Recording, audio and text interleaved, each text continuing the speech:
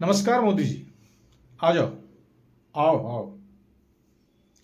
नरेंद्र दामोदर दास मोदी, पंतप्रधान मोदी जी सत्तेच्या नशेत केलेलं पाप इतिहास कधीच विसरत नसते, हे लक्षात घ्या।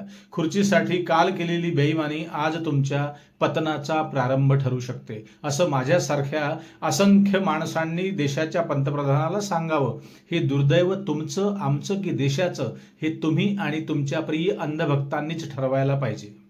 लोकशाहीत लपंडाव खेळून काही काळ पाप लपवलं जाऊ शकतं मोदीजी, पण नियतीच्या नेक न्यायालयातून कुणाचीही सुटका नसते, हे लक्षात घ्या। ज्या अरविंद केजरीवालांसहित तब्बल 23 लोकांवर खोटा खटला भरून ऐन निवडणुकीच्या काळात तुम्ही शेकडो दिवस त्यांना तुरुंगात सडवलं, रडवलं आणि पडता भुई केलं, त्या 23 जणांची काल न्यायालयाने निर्दोष सुटका केली।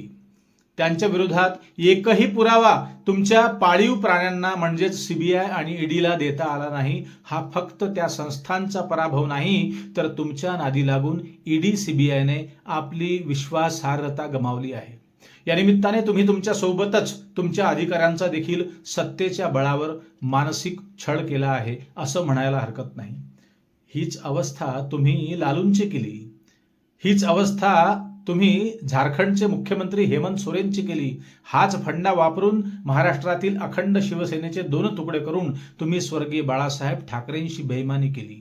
याच पद्धतीने रक्ताच्या काकांपासून पुतण्याला तोडून तुम्ही राष्ट्रवादीचं घड्याळ कमळाला भिडवलं।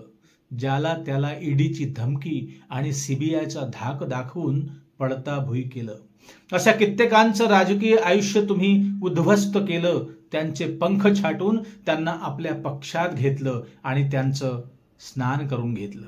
हे सगळं कशासाठी? तर केवळ सत्तेची हवस पूर्ण करण्यासाठीच। तुमच्या पक्षाचा विस्तार करण्याची ही तुमची नवी पद्धत देशाला पुढे शेकडो वर्ष भोगावी लागणार आहे।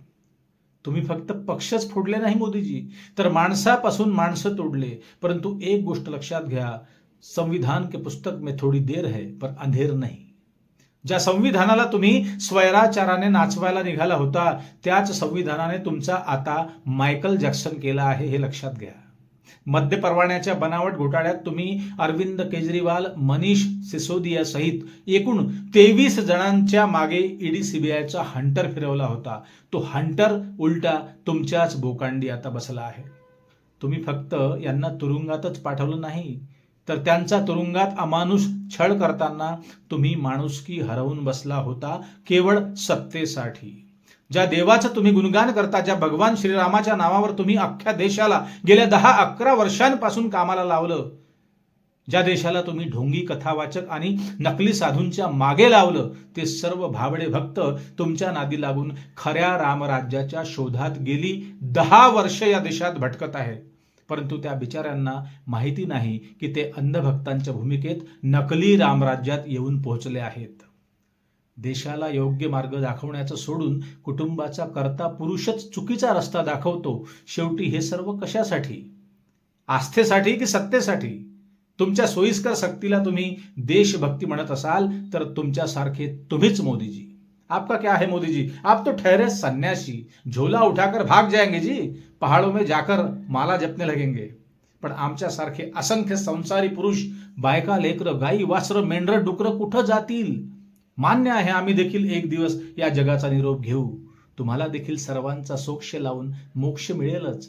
पण तुम्ही या देशात पाडलेल्या अनेक चुकीच्या पायंड्यांमुळे पुढे सत्तेत येणारे अनेक राजकीय पक्ष देखील सत्तेच्या वासनेत ध्यानस्थ झाले असतील आणि तुमच्या सारखेच तेही पुढे वागायला लागले, तर या विलोभनीय विश्वात वसलेल्या या सुजलाम सुफलाम देशाचं काय होणार? जगाच्या पटलात उंचीवर असलेल्या या भारत नावाच्या देशाचा इतिहास तुम्ही अशा प्रकारे बदलवाल, ही यत्किंचितही कल्पना कुणाच्या मनात आली नव्हती। अरविंद केजरीवाल हे पुराव्या अभावी निर्दोष सुटले। आणखी ज्यांना ज्यांना तुम्ही तुरुंगवास दिला, ते सर्वच निर्दोष कधीतरी सुटतीलच, पण त्यांच्या आयुष्याच्या सोनेरी क्षणांचे तुम्ही लचके तोडले। ती पोकळी ते कधीच भरून काढणार नाहीत। तुम्ही अरविंद केजरीवाल यांच्यावर केलेला आरोप हा खोटा ठरला। त्यांची सत्ता दिल्लीतून गेली, पण तुमचा विश्वास कायमचा दिलातूनच गेला। त्याचं काय? शेतकऱ्यांची आय दुगणी होणार होती। कापूस 8,000, तूर 7,000 आणि सोयाबीन 4,000। इतर उरलं सुरलं अकाली पावसानं बेजार. ते शेतकरी देखील तुमच्या इशाऱ्यावर नाचले आणि जन्माची चूक करून बसले. बेरोजगार तरुण अभ्यास करायचं सोडून लोटाभर गंगाजल देवाला नेऊ लागले आहेत. प्रदीप मिश्रा बागेश्वर धाम विज्ञानाच्या पुढे गेले आहेत. याचे शिल्पकार कोण? तर फक्त तुम्ही एकटे आहात, मोदीजी. जे व्हायचं ते शेवटी झालंच. गुजरात मॉडेल देशात शेवटी आलंच आणि होत्याचं नव्हतं झालं. आता हा ऋतून बसलेला पायंडा हटणार नाही, पण इतिहास तुम्हाला कधीच विसरणार नाही. आता एकच शेवटची लाईफलाईन मोदीजी तुमच्याकडे आहे.